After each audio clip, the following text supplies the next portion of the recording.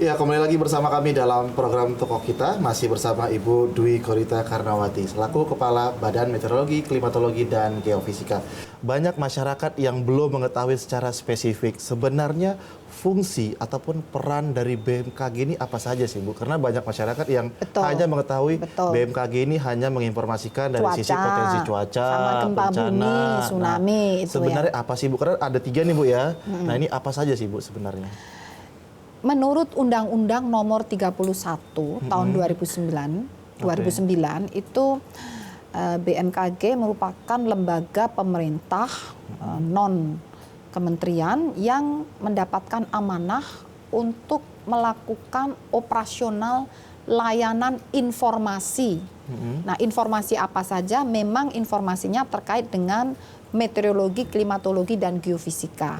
Lalu penjabarannya bagaimana? Untuk meteorologi tentunya cuaca. Tapi cuaca yang seperti apa?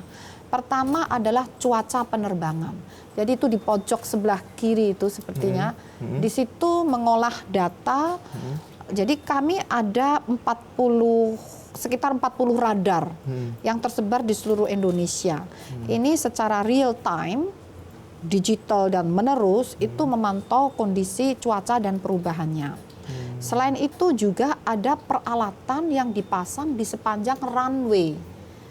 Jadi maksudnya apa?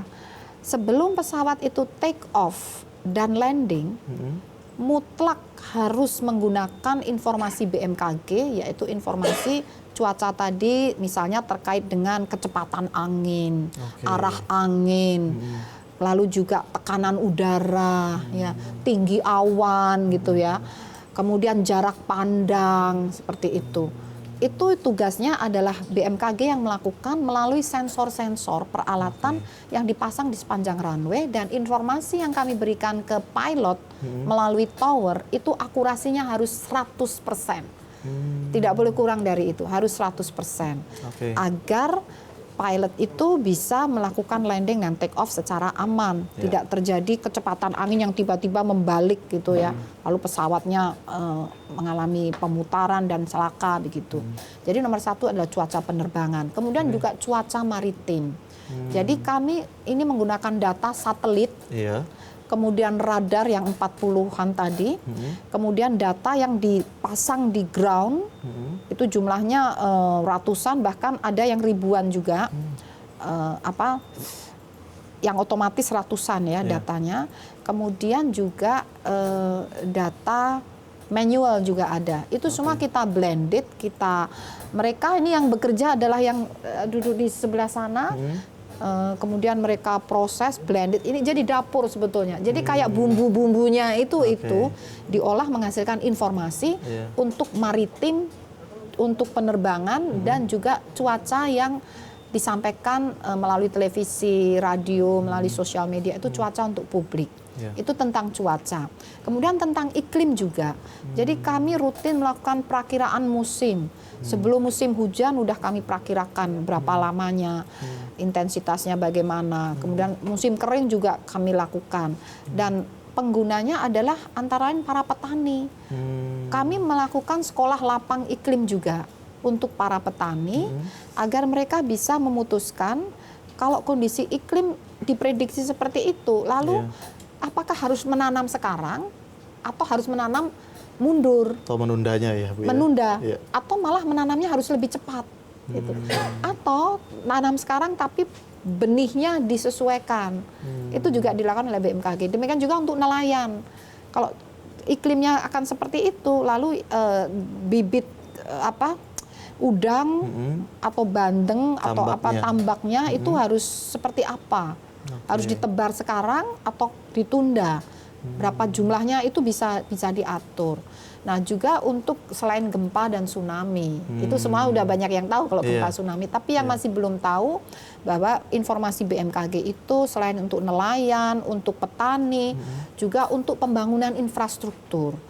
Jadi kita kalau tahu misalnya ini musim kering ya, sebelumnya udah tahu bendungan-bendungan itu harus bagaimana untuk bisa menjaga agar tidak terjadi kekeringan, kemudian juga agar justru sebaliknya tidak terjadi banjir. Itu perlu informasi dari BMKG juga. Jadi demikian kurang lebihnya, itu belum semua yang saya ceritakan, bahkan tanda waktu.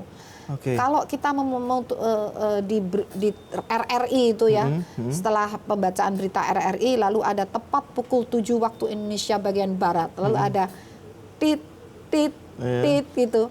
Itu yang menentukan tanda waktu tepat pukul 7-nya itu BMKG.